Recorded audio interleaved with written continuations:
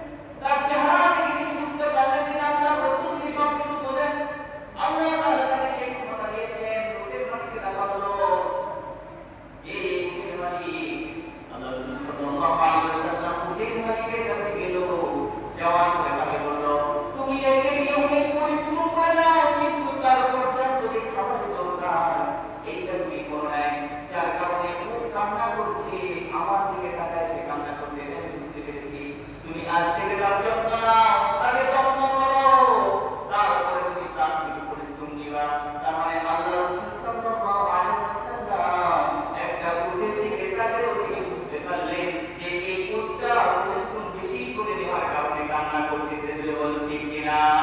তাহলে আল্লাহ রাসূল এই উটের জন্য রহমত হলো কিনা বলেন? হলো কিনা? তাহলে যে মানুষটি রহমত হিসেবে আসে, এই মানুষের মর্যাদা আল্লাহ রাব্বুল আলামিন অনেক বেশি দিয়েছে, অনেক বেশি। তাহলে যে মানুষের মর্যাদা বেশি, সে মানুষকে সম্মান করা দরকার আছে না নাই বলেন? আপনার সমাজের মধ্যে যদি নাম্বার থাকে, চেয়ারি থাকে, সে সম্মানিত কথা বলে, সে নিজেরা তাকে আমরা অন্য লোক থেকে একটু হলেও সম্মান বেশি করি কিনা বলেন?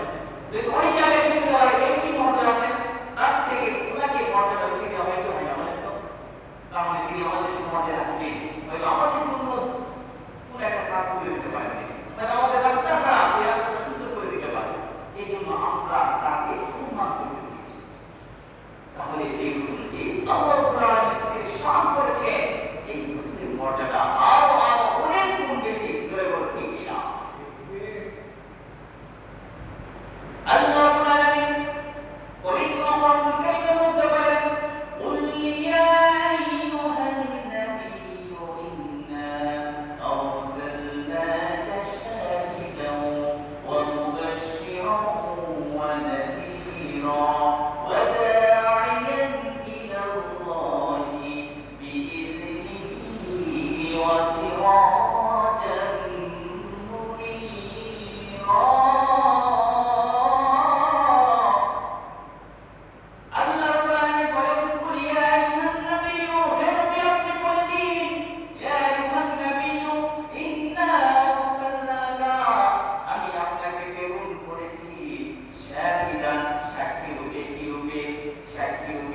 আল্লাহ রাসূল সাল্লাল্লাহু আলাইহি ওয়াসাল্লামের যদি সুপারিশ যদি না করেন, কোন মানুষ, কোন নবী, কোন রাসূল জান্নাতে যেতে পারবে না।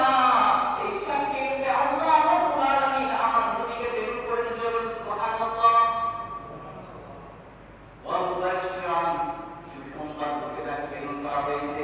তার মানে আল্লাহ রাসূল সাল্লাল্লাহু আলাইহি ওয়াসাল্লাম আমাদের মাঝে এসেছেন কোন পথে চললে জান্নাত পাবো,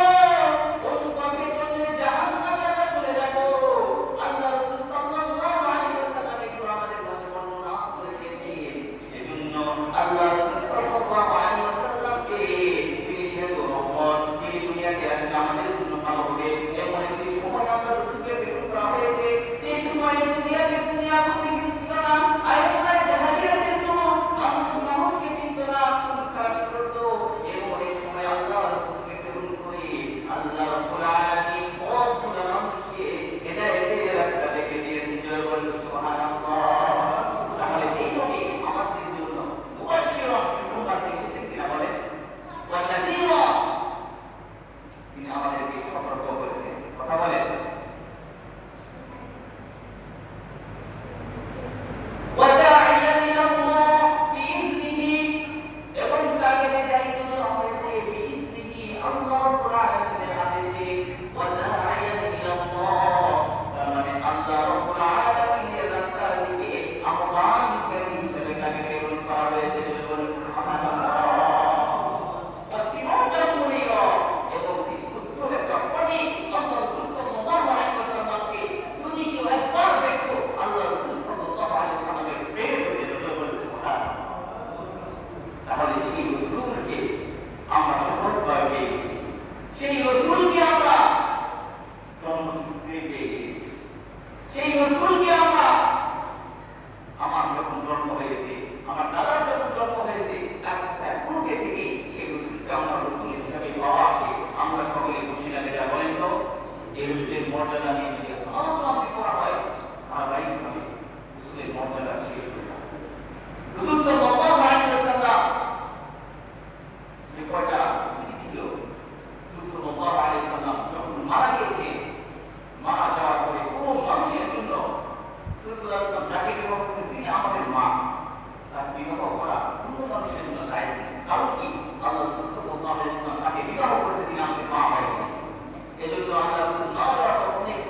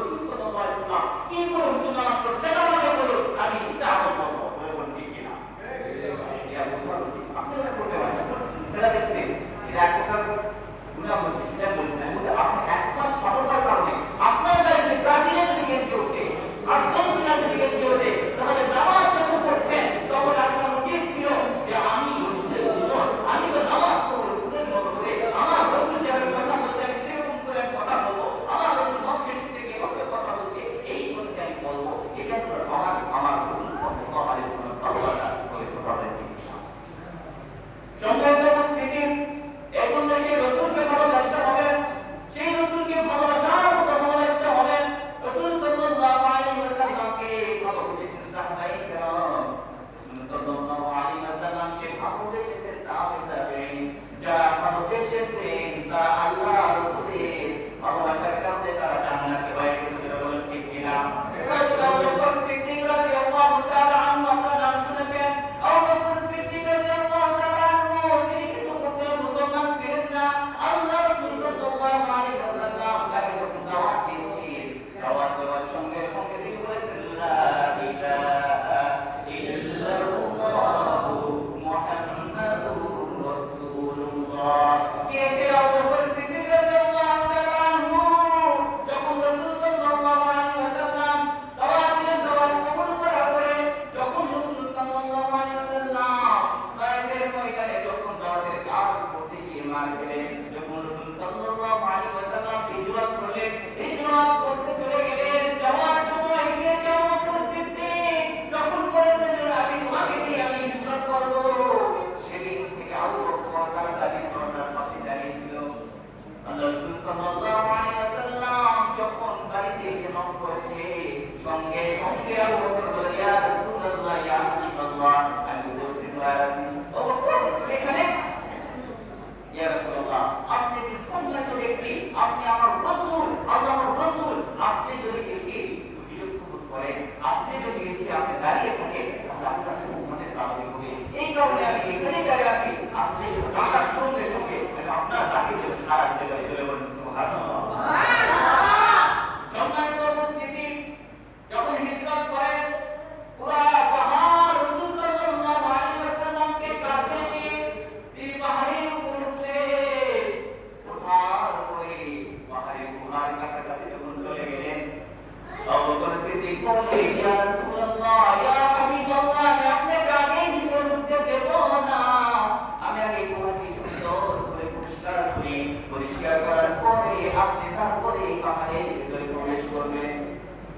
কারণ এই পাহাড়ের গুহার মধ্যে সাপ থাকতে পারে, বিচ্ছু থাকতে পারে, আমি পরিষ্কার করি। রাসূল সাল্লাল্লাহু আলাইহি ওয়াসাল্লাম বাহিরে আসেন, তিনি ভিতরে সুন্দর করে পরিষ্কার করলেন।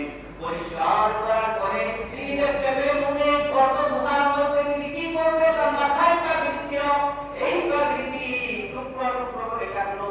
কাটার পরে পাহাড়ের যে গর্তগুলো ছিল ভিতরে, গুহার যে গর্তগুলো ছিল, এক একটা গর্ত সবগুলো গর্ত তিনি মুছে দিলেন, ভরাট করে দিলেন।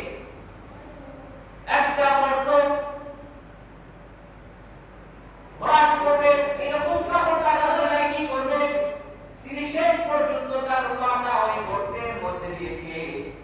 রাসূলকে বলছেন ইয়া রাসূলুল্লাহ ইয়া হাবিবাল্লাহ আপনার জন্য তৈরি হয়ে গিয়েছে, আপনি ভিতরে প্রবেশ করুন। রাসূল সাল্লাল্লাহু